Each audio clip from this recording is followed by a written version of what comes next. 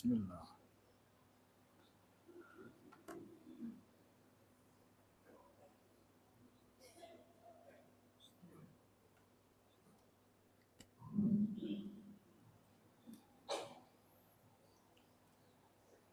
Assalamualaikum warahmatullahi wabarakatuh.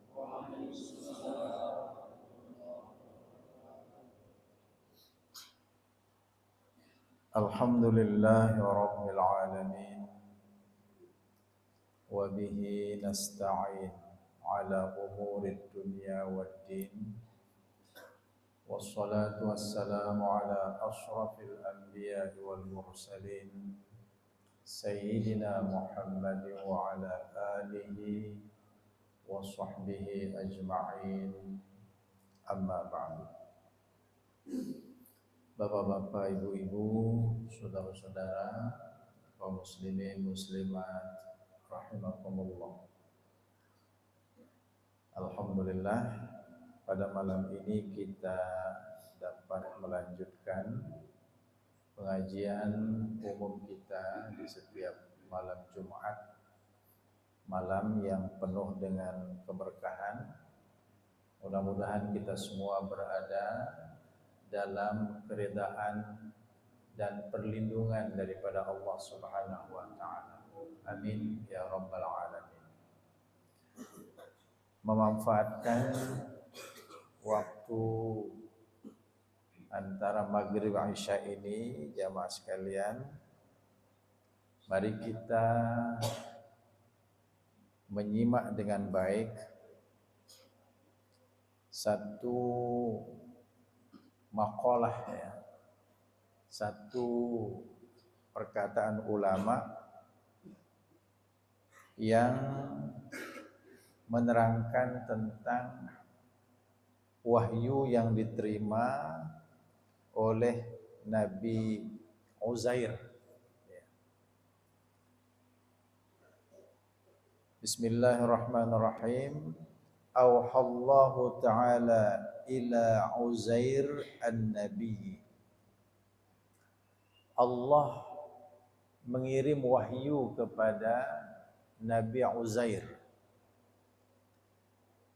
Faqala, lalu Allah Subhanahu wa taala berkata, ya Uzair,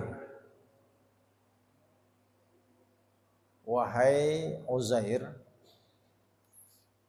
idza aznabta dzamban saghiran, jika engkau melakukan satu dosa yang kecil, fala tanzur ila sigharihi, jangan memandang kepada kecilnya dosa itu, wanzur ila man aznabta lahu, tetapi perhatikan kepada siapa engkau melakukan dosa itu. Ini wahyu yang pertama. Kita kalau melakukan dosa itu, kita melakukan dosa kepada Allah. Kita melakukan penentangan, durhaka kepada Allah Subhanahu wa taala. Kalau kita berdosa, walaupun dosa yang kita lakukan itu dosa kecil, jangan pandang dosanya yang kecil, tapi pandanglah kepada besarnya zat yang kita berdosa kepadanya, yaitu Allah Subhanahu wa ta'ala. Nah, jadi mana niki, setiap tergoda untuk melakukan dosa, nah ini kan dosa kecil, jangan lihat kecilnya dosa itu, tetapi kita berbuat dosa kepada zat yang maha besar, yaitu Allah Subhanahu wa ta'ala. Semua dosa-dosa kita itu menunjukkan kita berhadap-hadapan dalam bentuk penentangan kita kepada Allah, itu zat yang besar, ya. Kalau kita menempeleng, ya, tempeleng seseorang dengan tempelengan yang ringan, mungkin untuk sesama kita ini tidak bermasalah, biasa tenepek dengan kan, ya. Tetapi kalau itu kita lakukan kepada orang yang tinggi derajatnya, orang yang tinggi kehormatannya, bermasalah kita, ya. Lah, dia punya jabatan, dia seorang camat tepek tuh. Atau dia seorang ustaz, seorang tuan guru tempeleng tuh. Kepada orang biasa, teman-teman kita tidak ada masalah. Tetapi beliau ini orang besar, jabatannya besar, derajatnya besar, ilmunya tinggi misalnya. Itu yang kita lihat. Ya. Makanya kita kan memilih dan memilah. Ya. Pilente dalam hal tata bahasa atau tutur kata saja. Kalau kita bicara antar kita kan bebas bahasa kita macam-macam lah. Ya, kebanyakan bahasa yang tidak halus. Lalu coba model lalu mesile, atur teh bahasan teh. Ya. Dia nyampe yang kirim salam Bapak ini tiba pelungguh, pelungguh. Kenapa? Karena kita berhadapan dengan orang yang besar. Kita atur tutur kata kita. Kita atur pakaian kita. Ya. Ada seseorang ya, perempuan ya, kesana kemari biasa dia tidak pakai kerudung. Tetapi suatu hari dia ingin bertemu dengan seorang tuan guru. Pakai dia kerudung. Padahal itu tidak pernah dia lakukan. Nah sama kita ini kalau berdosa itu berhadapan dengan Allah Subhanahu wa ta'ala.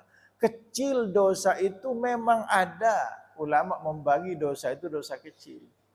Tetapi jangan pandang kecilnya dosa itu, pandanglah kepada besarnya zat, yaitu Allah Subhanahu wa ta'ala yang kepadanya kita melakukan dosa tersebut. Ya. Nah ini cara kita berpikir. Sehingga kita tidak akan berani melakukan dosa-dosa itu. Walaupun dosa yang kecil, walaupun dosa yang tersembunyi. Karena Allah yang maha besar itu tahu semuanya. Makanya ulama mengajarkan kita berdoa itu, ya Allah, ampunilah dosa-dosaku. Dosa yang kecil atau dosa yang besar. Dosa yang aku sengaja atau yang tidak aku sengaja.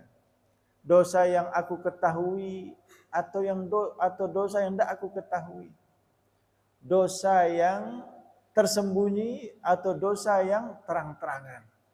Semuanya diketahui oleh Allah. Sampai ada kita diajarkan berdoa dengan rinci seperti itu. Karena besarnya ilmu, besarnya zat daripada Allah yang kesana kita melakukan dosa itu. Ya. Nah, jadi berpikirlah, nawar-nawarin itu berbuat maksiat. Walaupun kecil rekengannya kemaksiatan niki. Kita berpikir lagu ini kan kepada Allah saya bermaksiat. Allah itu Allahu Akbar. Allah Maha Besar. Iya tuh tekedu takbir niki. Allahu Akbar. Dan kita hanya mengucapkannya saja dengan penuh semangat. Tapi maknanya ini yang perlu kita renungkan. Setiap kita sholat, kita angkat tangan. Allahu Akbar. Pengakuan kita Allah itu maha besar. Dan tubuh kita menunjukkan kita menyerah. Kan dengan menyerah kan ini. Menyerah kalah. Lalu setelah kita menyatakan dengan lidah kita Allah itu maha besar, dengan tubuh kita menunjukkan kita menyerah dalam setiap takbiratul ihram, Messi training gawe dosa. Kan tidak nyambung dia. Biasanya ya orang yang suka macam-macam ini kalau kepada orang yang besar dia tidak berani. Ya. Kepada orang yang kuat dia tidak berani. Tapi kita ini sudah mengakui Allah itu maha besar. Dan kita dalam setiap takbiratul ihram menunjukkan kekalahan kita, menyerah, kita angkat tangan. Berani saja kita melakukan dosa. Berarti masih belum kita merenungkan. Allahu Akbar itu hakikatnya seperti apa. Ya. Nah, jadi ini wahyu Allah ini. Allah yang mengajarkan Nabi Uzair. Uzair, kalau engkau melakukan dosa kecil, jangan pandang kecilnya dosa itu. Tapi pandang besarnya zatku yang kepadaku kalian melakukan dosa. Ya. Nah, itu yang pertama. Yang kedua, wahyu Allah kepada Nabi Uzair ini, wanzur wa idza asabaka khairun yasir. Kalau engkau mendapatkan keberuntungan yang sedikit, sekecil batin deh jamaah sekalian. Fala tanzur ila sigharihi, jangan pandang kepada kecilnya keberuntungan itu. Ndak gitu, ndak serius beti sis kecil niki. Tetapi wanzur ila man razaqaka, pandanglah kepada siapa yang memberikanmu rezeki itu. Siapa yang memberikan kita rezeki? Saya memberikan rezeki jamaah sekalian? Allah. Iya terpandang. Ya. Biasa kita dapat keuntungan 100.000 sehari. Tiba-tiba hanya dapat 10.000. Jangan pandang 10.000-nya. Tapi pandang, saya membayang itu 10.000 ini. Allah yang memberikan kita. Kalau yang orang besar yang memberikan sesuatu kepada kita, kita tidak memandang kepada sesuatu yang diberikannya itu. Tapi kita memandang kepada pemberinya itu. Ya.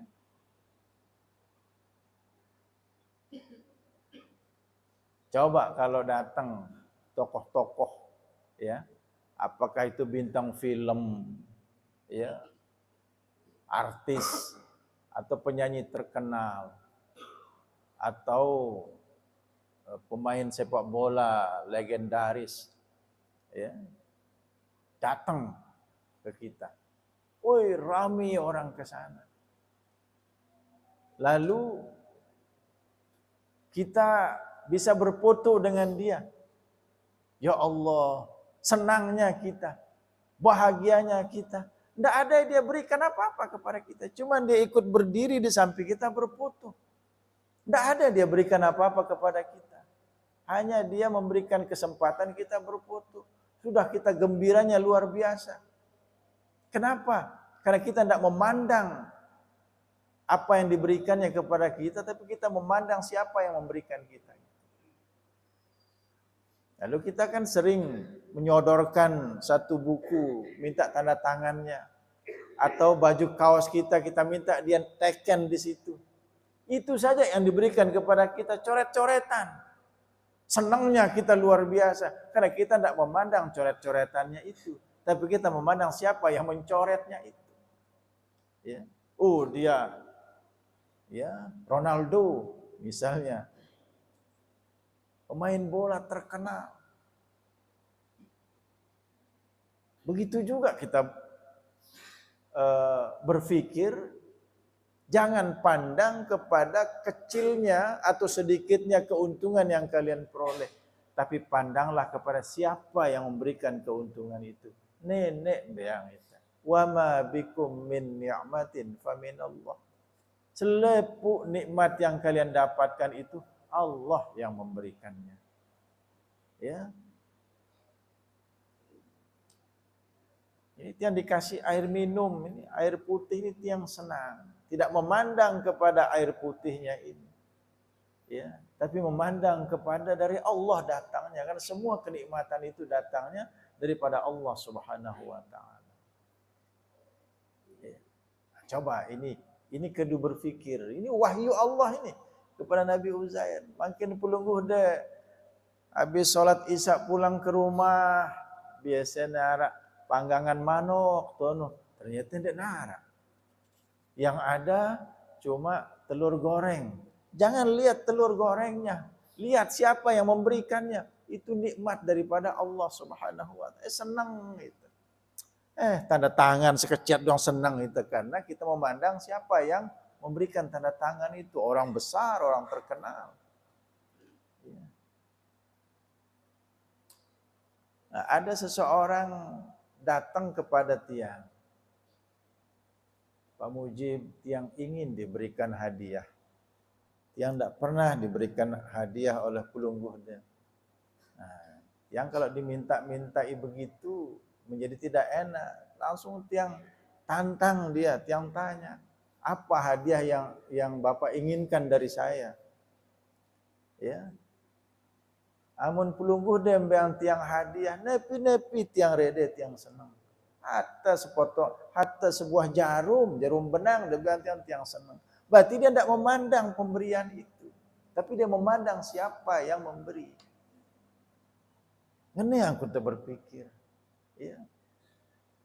Supaya kita tetap senang, tetap tenang. Ini modal hidup ini, senang, tenang. Ya. Nah, ini kan ada satu peristiwa yang sering yang sampaikan beberapa kali. Ya. Sesama kita, seorang muslim. Dan dia seorang PNS, pegawai negeri sipil.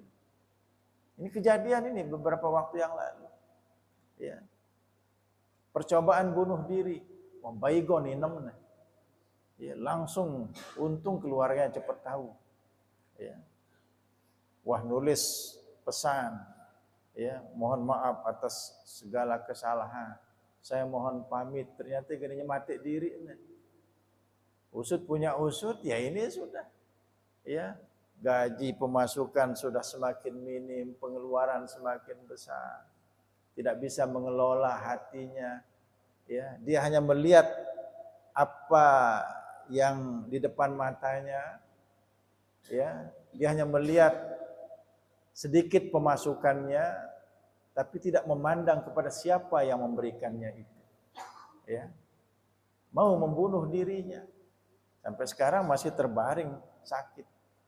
Minum baygon itu 1 sendok saja sudah uring-uringan, apalagi sudah banyak yang masuk ke lambungnya.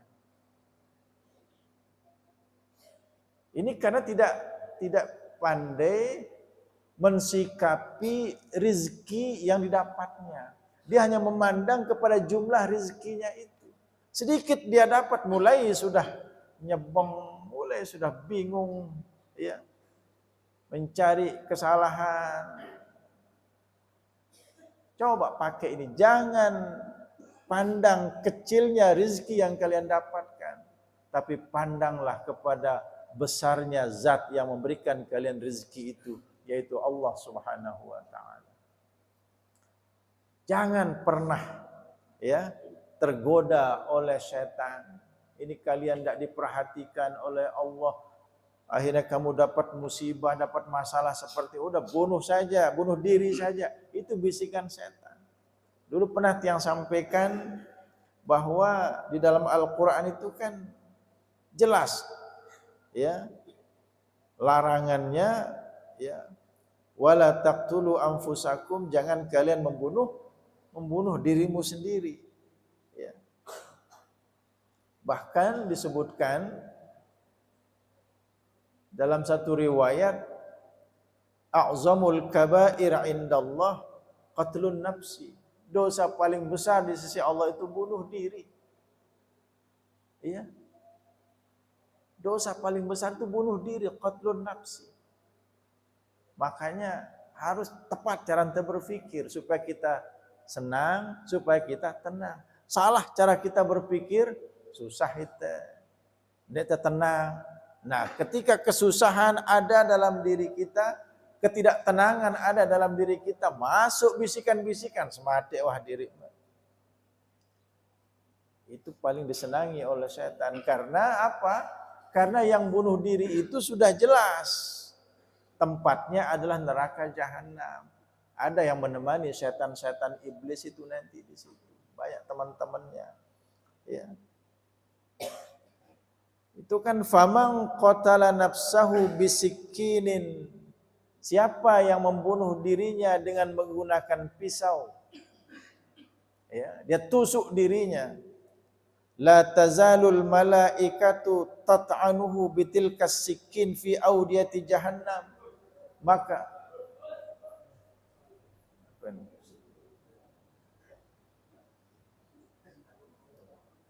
yang repet.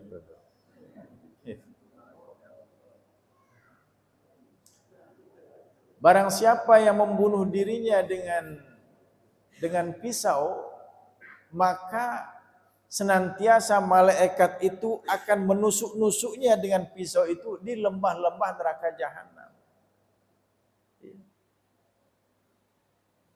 Ini yang melakukan bunuh diri itu tidak pernah menghadiri pengajian-pengajian. Dia kira dengan bunuh diri itu masalah akan selesai. Justru bunuh diri itu akan mendatangkan masalah yang jauh lebih besar. Ini kan dia bunuh diri dengan minum baygon. Lalu muntah, semaput, pusing, ya. Maka nanti kalau dia berhasil bunuh diri itu untung tidak jadi mati. Maka nanti di dalam lembah neraka jahanam dia akan disuruh terus minum baygon itu. Ya. Sampai mulut berbusa, mati, hidup, suruh minum lagi. Itu terjadi di neraka jahanam. Wa in alqa nafsahu min makanin hatta yamut. Kalau dia bunuh diri dengan melompat, melemparkan dirinya, ya, ke satu jurang sehingga dia mati, la tazalul malaikatu tulqihi min syahiqin ila wadin finnar. Nanti dalam neraka jahanam malaikat terus melemparkannya ke satu lembah sampai hancur lebur kepalanya, dihidupkan lagi, dilempar lagi, terus begitu. Ya Allah, ngeri. Murka betul Allah Subhanahu wa taala kalau ada hamba-hambanya ini lantaran merasa rizkinya berkurang, lantaran merasa keberuntungannya sedikit atau keberuntungannya hilang, lalu dia melupakan keberuntungan-keberuntungan sebelumnya yang telah banyak dikasih oleh Allah, dia bunuh dirinya, marah Allah. Maka sebagaimana dia membunuh dirinya di dunia, seperti itu Allah akan menghukumnya secara terus-menerus di lembah-lembah neraka jahanam. Makanya kita harus tetap bersyukur, ya, karena rezeki dan nikmat yang diberikan kepada kita oleh Allah Subhanahu wa taala tiada terhingga. Dia tebung ngerekeng, ya. Jangan karena sekali waktu kita mendapatkan keberuntungan yang sedikit, lalu kita melupakan rezeki dan kenikmatan yang sangat banyak yang kita dapatkan sebelumnya daripada Allah Subhanahu wa taala. Ya, itu yang kedua, wahyu Allah kepada Nabi Uzair. Kemudian yang ketiga, wa idza asabaka baliyatun fala tashkuni ila khalqi. Apabila engkau tertimpa satu musibah, jangan engkau mengadukanku kepada makhluk. Dendek adu ada yang ite lek makhluk. Ini Allah yang mengirim wahyu kepada Nabi Uzair. Artinya kepada semua manusia, ya, yang tersampaikan wahyu ini harus melaksanakan. Apabila engkau mendapatkan musibah, jangan mengadukanku kepada makhlukku. Misalnya, saya ada kemalingan tadi malam. Ini Allah tidak sayang kepada saya. Allah tidak melindungi saya, makanya saya kebobolan. Ini mengadukan Allah kepada makhluk. Ya. Tidak boleh kita mengadukan Allah Subhanahu wa taala kepada makhluk. Kama la ashkuka ila malaikati. Kata Allah, aku juga tidak pernah mengadukanmu kepada malaikat-malaikatku idza su'idat ilayya masawika, apabila dosa-dosamu naik kepadaku. Kalian banyak berdosa, tapi tidak pernah saya mengadukanmu ke malaikat. Malaikat tuh, hamba-hambaku itu banyak berdosa kepadaku. Tidak pernah. Tapi ketika engkau dapat musibah, engkau cari orang-orang, engkau adukan aku di situ. Ya. Artinya mengadukan Allah kepada makhluknya ini simbol tende, itende bersabar, terede terhadap musibah itu. Ya. Tetapi waman syakka linnasi wa qalbuhu sabirun radin bil qada. Kalau ada orang mengadu, menceritakan musibahnya kepada orang lain, hatinya tetap sabar, hatinya tetap reda, hanya antena plong. Bercerita, sekedar bercerita antena plong. Lagu ya sabar, ya reda. Lam yakun jazaan, tidaklah dia termasuk orang yang berkeluh kesah. Tidak termasuk dia orang yang mengadukan Allah kepada makhluknya. Ya. Karena Nabi SAW juga pernah berkata begini, ajiduni ya Jibril magmuman wa ajiduni makruban. Ketika Jibril bertanya kepada Nabi, pas Nabi tersakit, kaifa tajiduka? Bagaimana perasaanmu wahai Muhammad? Ya diceritakan, ajiduni ya Jibril magmuman. Ya. Saya lagi resah dan gelisah. Wa ajiduni makruban. Saya mendapatkan kesulitan, saya mendapatkan kesusahan dengan penyakit ini. Ya. Tetapi hatinya tetap sabar, hatinya tetap reda. Sama dengan kita yang sakit kan, apa keluhanmu ya kita beritahu. Itu tidak termasuk kita mengadukan Allah kepada makhluk. Yang penting hati kita sabar, hati kita reda menerima ketentuan daripada Allah Subhanahu wa taala. Ya. Ini kata-kata tetap mau musibah dia tuh mau si senang-senang. Jadi kangen itu si nenek. Nah ini jangan ya. Menunjukkan kita tidak reda dengan musibah atau takdir-takdir Allah yang kita diberikan ya.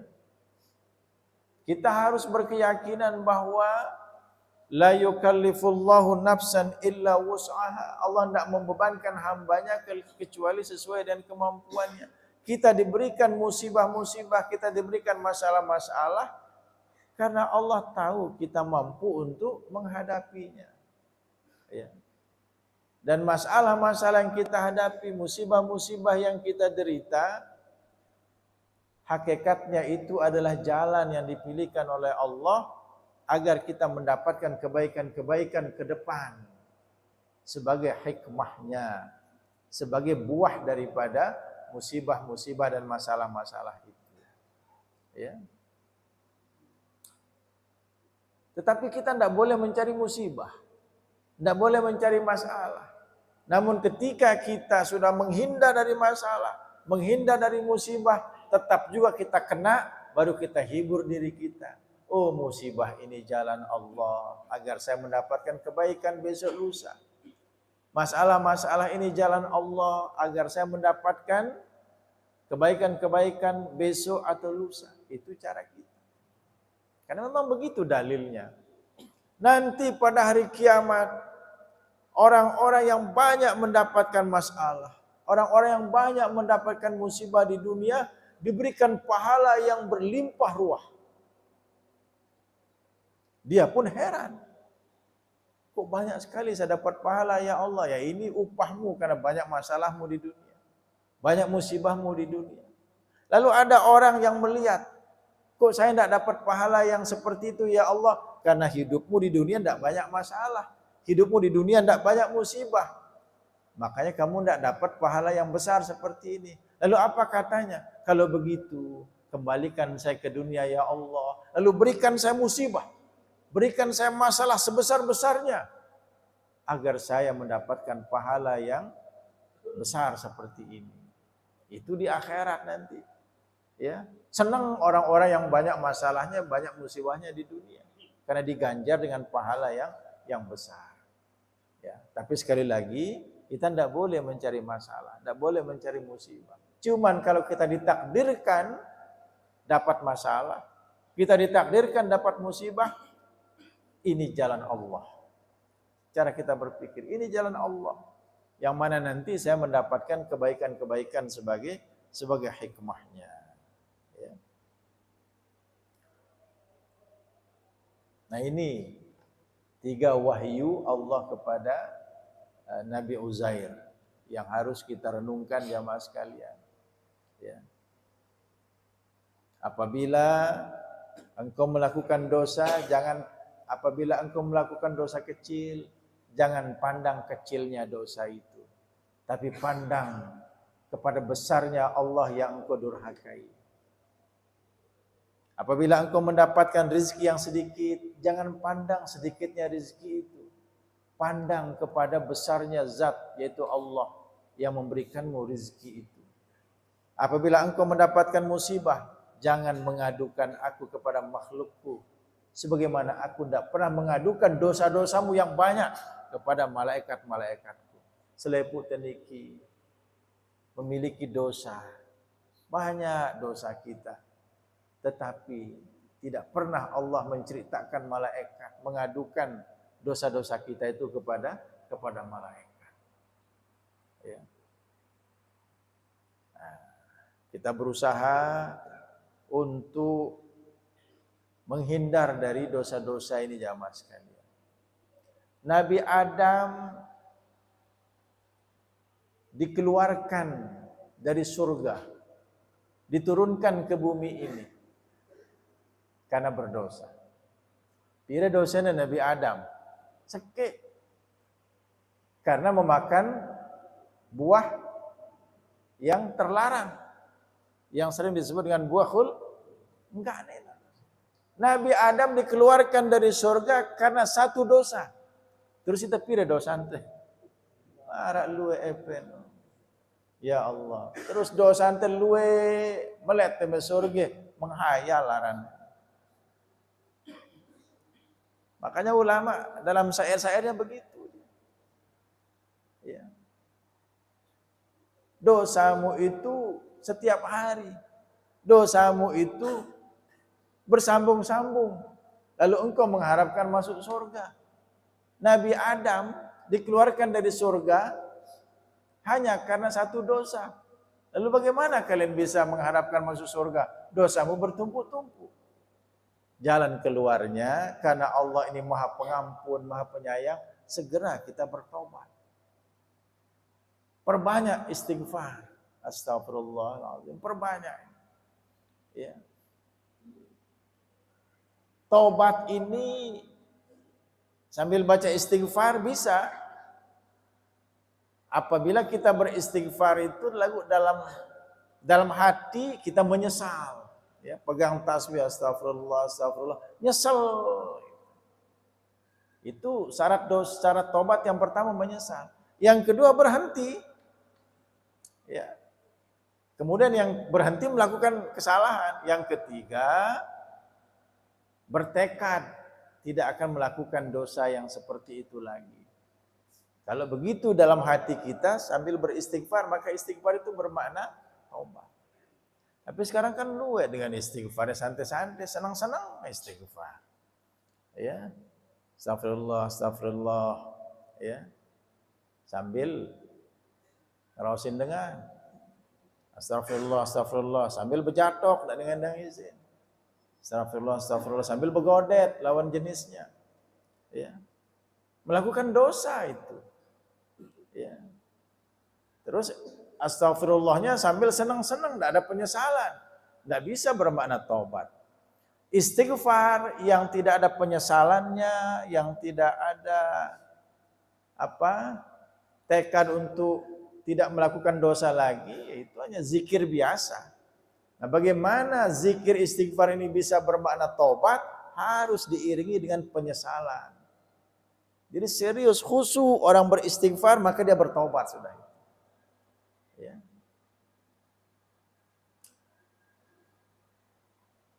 Nah, itu catatannya, ya Allah, Nabi Adam dikeluarkan dari surga hanya karena satu dosa. Sementara kita ini bersambung-sambung setiap hari harak doang dosa ini. Tetapi kita sudah diberikan solusi, jalan keluarnya, perbanyak tobat, perbanyak istighfar. Ya. Nah, cuman engke tobat ini kalau urusannya dengan Allah Subhanahu wa taala gampang.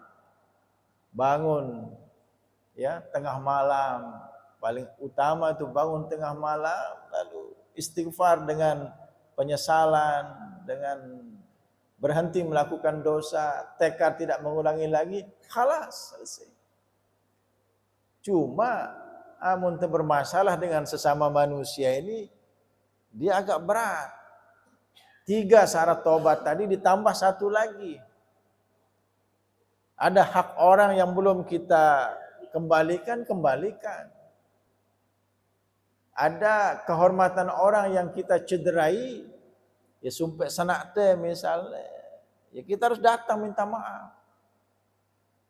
Ya. Tidak bisa kita minta ampun kepada Allah Subhanahu wa taala lantaran kesalahan kita kepada sesama manusia. Tidak bisa, harus bertemu dengan orang tersebut, kita selesaikan, kita kembalikan haknya, lalu kita minta maaf. Ya, kita minta maaf. Jadi agak berat ini, apalagi zaman engke dengan pada gengsi-gengsi. Ya. Coba misalnya tidak bertegur sapa, khotbah santai kan? Dalam hadis itu tidak halal seorang muslim tidak bertegur sapa dengan saudaranya yang muslim selama 3 hari. Berarti dalam 3 hari itu harus segera bertemu, saling ada maaf. Dia gua arak dengan bertahun-tahun. Dan bertegur sapa. Nah ini kenapa? Gengsi ini. Ya. Oleh karena itu paling bagus kita mencegah diri. Artinya jangan kita bikin masalah dengan sesama manusia karena penyelesaiannya ini dia berat. Berat, harus kita bertemu. Makanya orang-orang yang suka mencuri, orang-orang yang suka menipu, ya Allah tidak tahu saya bagaimana nasibnya nanti. Sangat parah. Ya. Karena dia sudah tidak ingat siapa orang-orang yang sudah dia curi barangnya, siapa orang-orang yang sudah dia tipu. Bagaimana dia kalau dia mau minta maaf kemana mencari? Ya. Hati-hati. Ya. Nyawa kita ini ada dalam genggaman Allah Subhanahu wa taala. Semua akan kita pertanggungjawabkan.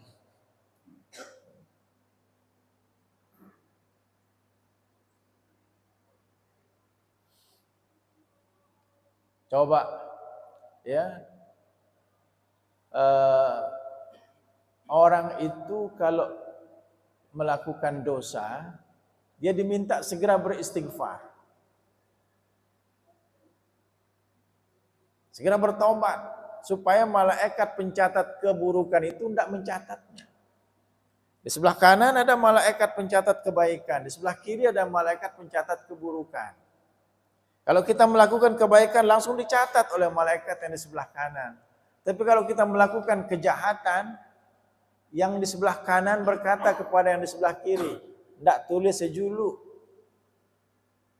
Tunggu sampai 6 jam atau 6 saat. Kalau dia bertobat, ndak usah ditulis. Beang nih kesempatan." Jadi ndak langsung ditulis. Ya. Sekarang kita mencuri misalnya, sekarang kita menipu orang, ndak langsung ditulis. Ditunggu kita menyelesaikan masalah itu. Ya. Kalau lewat 6 jam kita tidak bertobat, tidak menyelesaikan kesalahan kita, baru ditulis. Nah, ini orang kadang-kadang tidak takut kepada malaikat yang menunggunya, yang akan mencatat keburukannya. Sehingga ada orang mencuri sepeda motor, ya, mencuri sepeda motor ini. Tetapi kan BPKB-nya masih di pemiliknya.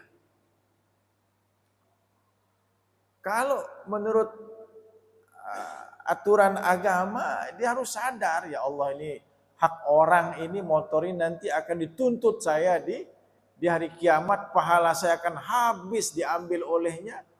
Daripada saya menderita pada hari kiamat gara-gara motor ini, lebih motor ini saya kembalikan. Itu seharusnya. Tapi orang ini dia tidak pernah mendengarkan pesan-pesan agama. Saya sudah dapat motornya. Cuman bagaimana saya bisa dapat BPKB-nya supaya saya enak menjualnya. Dia pasang strategi. Beberapa minggu kemudian dia datang, ya. Datang kemana? Datang ke pemilik motor itu. Motornya sudah di rumahnya, sudah dicuri. Datang bertamu. Assalamualaikum, waalaikumsalam. Pak, saya dengar Bapak kehilangan motor ya? Oh iya, kehilangan motor saya ini. Bagaimana Pak kalau saya bantu untuk mencari motor itu? Saya kasihan kepada Bapak. Wah, senang saya kalau Bapak mau membantu saya mencari motor itu. Ini malingnya ini yang datang. Baik, saya akan bantu Bapak. Gratis, saya akan bantu Bapak. Coba saya lihat BPKB-nya dulu. Dikeluarkan BPKB-nya. Nah, saya punya channel-channel untuk mencari motor Bapak. Tapi BPKB ini saya bawa dulu ya. Ya bawa sudah. Dua mau nih. Dia tambah dosanya lagi. Dia akali, dia bohongi orang supaya dapat BPKB. Ya. Tiang ada 2 BPKB balik, motornya hilang. BPKB-nya doang Messi. Ya. Itu luar biasanya. Orang-orang yang tidak takut kepada kehidupan akhirat ini. Ya. Nah, ini yang harus kita pikirkan jamaah sekalian. Ya. Karena perjalanan kita di akhirat nanti ini, Masya Allah, ya, sangat berat. Sangat berat. Makanya Nabi dalam salah satu pesannya kepada Abu Dzar itu berkata begini. Apa katanya itu? Wa khaffifil himla fa innal aqabata kaud. Ringankan beban-bebanmu. Karena di akhirat nanti ada tanjakan yang harus engkau lewati dan itu berat. Kalau engkau masih membawa beban-beban. Artinya apa? Kurangi dosa-dosamu. Karena dosa-dosamu ini membuat engkau berjalan di atas jembatan, di atas sirat nanti itu menjadi sangat lambat. Dengan hontak naik dalam surga itu mesti belete, dulu. Kenapa kita lambat jalannya di atas sirat, di atas jembatan yang membentang di punggung neraka jahanam? Dosa-dosa ini terlalu banyak. Dosa-dosa itu diibaratkan beban di punggung, di pundak kita. Ya. Coba naik ke lantai 2 masjid niki. Rangsel jauh, isinya batu doang. Berat kita naik.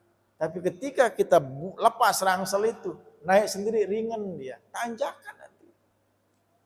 Menurut salah satu pendapat ulama, sirat, jembatan yang membentang di atas punggung neraka jahanam ini, ada yang mendatar, ada yang mendaki, ada yang menurun. Yang mendatar ini membutuhkan waktu 5.000 tahun melewatinya. Yang mendakinya butuh waktu 5.000 tahun. menurunnya butuh waktu 5.000 tahun.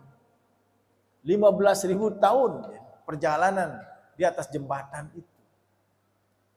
Perjalanan 15.000 tahun. Terus bekal tiada nadan. Betapa sengsaranya kita. Perjalanan panjang, bekal sedikit. Ya. Kemudian dosa-dosa banyak, bekal sedikit, dosa banyak. Menjadi semakin piran tenyampe, piran kan teteme surga. Nah oleh karena itu, jalan keluarnya sederhana. Mari kita memperbanyak taubat dan istighfar. Ya. Wa anistaghfiru rabbakum innahu kana ghaffara. Beristighfarlah, minta ampunlah kepada Tuhanmu. Tuhanmu itu Maha Pengampun. Enggak ada niki. Ya. Perbanyak tobat, perbanyak istighfar, kemudian jaga diri untuk tidak lagi melakukan dosa-dosa kesalahan itu. Kalau ada yang ngerayu-ngerayu, ngajak-ngajak kita melakukan dosa, bilang, saya takut kepada azab Allah.